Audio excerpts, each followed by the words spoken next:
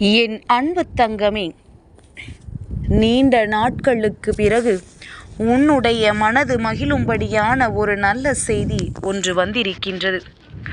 அந்த நல்ல செய்தி இன்று உன்னை தேடி வந்ததற்கான காரணம் என்ன தெரியுமா? உன்னுடைய இல்லத்திற்குள் உன் தாயானவள் நான் ஒரு சக்தியை கண்டேன். அந்த சக்தியை நான் கண்ட பிறகுதான் உனக்கான நல்ல செய்தியும் உன்னை தேடி வந்திருக்கின்றது. என் தங்கமே, வாழ்க்கையில் எத்தனையோ கஷ்டங்களுக்கு மத்தியில் இந்த வராகியின் வாக்கினை கேட்பதற்கும் நீ நேரம் ஒதுக்குகின்றாயல்லவா?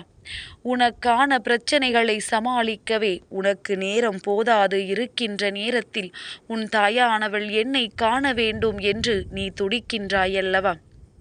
அப்படியானால் இந்த தாயானவள் உன் இல்லத்திலும் உன் வாழ்க்கையிலும் என்ன நடக்கிறது என்பதைத்தான் எப்பொழுதும் கவனித்து கொண்டிருக்கிறேன் என்பதனை நீ புரிந்து கொள்ள வேண்டும். நீ என் மீது கொண்ட அன்பில் நான் 2 மடங்கு அதிகமாகத்தான் உன் மீது வைத்திருக்கின்றேனே தவிர ஒரு சிறு துளி அளவு கூட உன்னை விட குறைவான அன்பை நான் வைக்கவில்லை. அதனால்தான் அம்மா உனக்கு ஏதேனும் நல்ல செய்தியினை கொண்டு வர முடியுமா என்று எப்பொழுதும் உன் இல்லத்திலேயே இருந்து கொண்டிருக்கின்றேன். நான் உனக்கு சில நாட்களாகவே எத்தனையோ செய்திகளை கூறி உன்னுடைய மனதினை சமாதானப்படுத்த முயற்சிகள் செய்தும் அது முடியாமல் போய்விட்டது. எவ்வளவுதான் அம்மா உனக்கு ஆறுதல் சொன்னாலும், என்னதான் உனக்கு நல்ல செய்தியை கொண்டு வந்து உன்னிடத்தில் சேர்த்தாலும் என் பிள்ளைக்கு என்னவோ அது அந்த அளவிற்கு மனதிற்கு ஆறுதலை தந்துவிடவில்லை.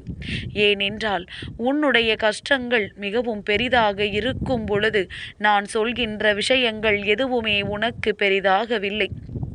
நீ இதைவிட இன்னமும் பெரிதான ஆறுதலை என்னிடத்தில் எதிர்பார்க்கின்றாயல்லவா? உனக்கு அந்த ஆறுதலை கொடுத்துவிட இன்று நான் உனக்கு இந்த நல்ல செய்தியை உன்னிடத்தில் கண்டுவிட்ட பிறகுதான் ஓடோடி வந்துவிட்டேன். என் தங்கமே, அம்மாவின் வாக்கினை நீ எப்பொழுது கேட்டாலும் சற்று தெளிவான மனநிலையோடு கேள்.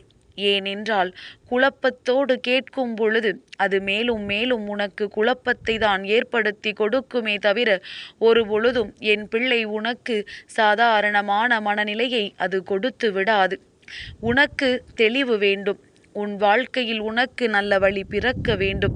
இதுவெல்லாம் நடக்க வேண்டும் என்றால் என் குழந்தை எப்பொழுதுமே நீ நல்ல மனநிலையோடு இருந்தால் மட்டும்தான் அது நடக்கும் என்பதனை புரிந்து கொள்.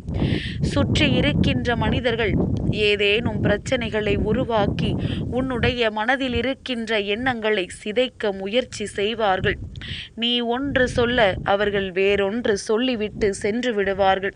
இதையெல்லாம் பார்க்கும் பொழுது உன்னுடைய மனது அவ்வப்பொழுது குழப்பமடைந்து நாம் என்ன செய்கின்றோம் என்பதை தெரியாமல் விழி பிதுங்கி நின்று கொண்டிருப்பாய். அடுத்தவர்களுக்காக சென்று அவர்களுக்காக வாதாடி மற்றவர்களிடத்தில் கெட்ட பெயரை எடுத்துவிட்டு வந்து விடுவாய். இப்படித்தான் இந்த வாழ்க்கை உனக்கு சென்று கொண்டிருக்கின்றது. எல்லாம் முடிந்த பிறகு யோசிப்பாய், நாம் அன்று இந்த விஷயத்தை செய்யாமல் இருந்திருக்கலாமோ? இவர்கள் பக்கம் தவறு இருக்கிறது என்று தெரியாமல் நாம் இவர்களுக்காக பேசிவிட்டோமே என்று வருத்தப்படுவாய். அதனால்தான் எந்த ஒரு விஷயமாக இருந்தாலும் உண்மை என்னவென்பதனை புரிந்து கொண்டு அதன் பிறகுதான் நீ பேசத் தொடங்க வேண்டும். உன்னை பகடக்காயாக பயன்படுத்த நிறைய பேர் உன்னை சுற்றி இருக்கிறார்கள் என்பதனை என் குழந்தை நீ புரிந்து கொண்டால் போதும். என் தங்கமே, இந்த வாழ்க்கை உனக்கு எத்தனையோ கஷ்டங்களை கொடுத்தாலும் சில நல்ல மனிதர்களையும் உனக்கு நிச்சயமாக வாழ்க்கையில் தந்திருக்கின்றது. அந்த மனிதர்களை அடையாளம் காண்பது மட்டும்தான் சற்று கடினமாக இருக்கின்றதே தவிர மற்றபடி உன் வாழ்க்கையில் நல்லவர்கள் இல்லை என்று ஒரு நாளும் சொல்லிவிட முடியாது. என் பிள்ளைக்கு நான் தருகின்ற ஒவ்வொரு நல்ல விஷயங்களையும் கண்டு நீ நிச்சயமாக ஒரு நாள் மனமகிழ்ச்சி அடைவாய். இந்த தாயின் அன்பினை நீ புரிந்து கொள்வாய். இன்று உனக்கு எல்லாம் கடினமானதாக இருக்கலாம். ஆனால் நாளை நான் மாற்றி காட்டும் பொழுது இந்த தாயானவள் எதற்காக இத்தனை காலமும் அமைதி காத்தாள் என்பதனை என் குழந்தை நீ புரிந்து கொள்வாய். என் பிள்ளையே, நான் எப்பொழுதும் உன் வாழ்க்கையின் மீது அதிக அக்கறை கொண்டிருப்பதனால்தான் உன் இல்லத்தில் நடமாடிக் கொண்டிருக்கின்ற இந்த சக்தி என்னவென்பதனை உணர்ந்து கொண்டு உடனடியாக அதனை உனக்கு தெரிவிப்பதற்காக ஓடோடி வந்துவிட்டேன். என் பிள்ளையே, இது உனக்கு நல்லதற்கா கெட்டதற்கா என்பதனையும் நான் உனக்கு சொல்கின்றேன். ஒருவேளை இந்த சக்தியினுடைய நடமாட்டம் உன் இல்லத்தில் இருப்பது உனக்கு தீமை என்றால் அம்மா நிச்சயமாக அதனை அங்கிருந்து விரட்டிவிட்டுத்தான் உன்னிடத்தில் பேச வந்திருப்பேன். ஆனால் உண்மை என்னவென்றால் அந்த சக்தியின் நடமாட்டம் இல்லத்தில் இருக்கின்றது. அது அங்கேயேதான் இருக்க வேண்டும். அப்படி இருந்தால் மட்டும்தான் அது உனக்கு நல்லது. அதனால் அந்த சக்தி அங்கே இருப்பதைக் கண்டு எனக்கு இன்னமும் மனமகிழ்ச்சி அடைவதற்கு காரணம் என்ன தெரியுமா? அம்மா உன்னை காப்பாற்றுவதற்காகவும் உன் வாழ்க்கையில் உனக்கு நல்லதை செய்வதற்காகவும் முழுமையாக உன்னுடைய ஒட்டுமொத்த பாரத்தையும் தூக்கி சுமந்து நின்று கொண்டிருக்கின்றேன். ஆனால் உன் இல்லத்தில் நடமாடி கொண்டிருக்கின்ற அந்த சக்தியானது என்னுடைய பாரத்தை தான் தூக்கி சுமப்பதாக என்னிடத்தில் சொன்னார்கள். அதற்கு இந்த வராகி என்ன சொல்லி இருப்பேன் என்று நீ நினைக்கின்றாய்? என் தங்கமே, நான் அவர்களிடத்தில் சொன்ன விஷயம், நீங்களும் நானும் சேர்ந்து இதை செய்யலாம். இவர்களின் வாழ்க்கையை நல்வழிப்படுத்த நாம் இருவரும் சேர்ந்து இந்த விஷயத்தை செய்யலாம் என்று சொல்லிவிட்டு அவர்களோடு சேர்ந்து நானும் உன் இல்லத்தில் அமர்ந்திருக்கின்றேன். அப்படி உன்னுடைய பாரத்தை தனக்கு கொடுக்கும்படி கேட்கின்ற சக்தியாக இருக்கும் என்றால் அது யாராக இருக்க முடியும்? என் பிள்ளையே, வேறு யாரும் கிடையாது. அது உன்னுடைய குலதெய்வம்தான். என் பிள்ளை, நான் சொல்லும் பொழுதே நீ கணித்திருப்பாய் நம் குலதெய்வமாகத்தான் இருக்கும் என்று. என் குழந்தைகள் நிறைய பேருக்கு என் குலதெய்வம் யாரென்று தெரியவில்லை தாயே, நீங்கள் எனக்கு யாரென்று அடையாளம் காட்டித் தாருங்கள் என்று கேட்கின்ற நிலையில் இருக்கின்றார்கள். என் தங்கமே, குலதெய்வத்திற்கு நீ யாரென்று ஒரு நாளும் தெரியாமல் போகாது. உனக்குத்தான் அவர்களை தெரியவில்லையே தவிர அவர்கள் எப்பொழுதுமே உனக்கு ஆசிகளை வழங்கி கொண்டுதான் இருப்பார்கள். என் குலதெய்வமே, என் இல்லம் தேடி வா என்று நீ சொல்லி வணங்கினாலே போதும், அவர்கள் உன் இல்லத்தின் நிலைவாசலுக்கு வந்து அமர்ந்து விடுவார்கள். என் பிள்ளையே, அதனால் குலதெய்வத்தின் பெயர் தெரியவில்லை என்றால் நீ வருத்தப்படாதே. நீ உன்னுடைய இஷ்ட தெய்வத்தையே உன்னுடைய குலதெய்வமாக நினைத்து வழிபடு. சொல்லும் பொழுது குலதெய்வம் என்று சொல்லி அழைத்து பார். நிச்சயமாக உன் குலதெய்வம் உன் அருகில்தான் நின்று கொண்டிருப்பார்கள். உன்னால் கண்டுகொள்ள முடியவில்லையே தவிர நிச்சயமாக உன் வாழ்க்கையில் குலதெய்வம் இருப்பதை உன்னால் உணர முடியும். என் பிள்ளையே, இந்த பிரச்சனைகள் நிறைய பேருக்கு இருக்கத்தான் செய்கின்றது. ஆனால் இதுவெல்லாம் வாழ்க்கையில் பிரச்சனைகள் கிடையாது.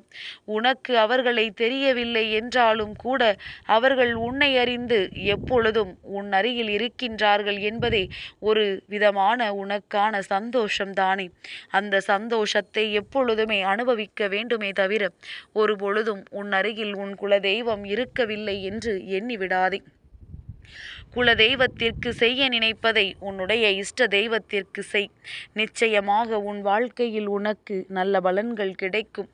என் பிள்ளையே, இந்த சக்தியின் நடமாட்டத்தை கண்ட பிறகு அம்மாவிற்கு சந்தோஷம் இருமடங்காகிவிட்டது.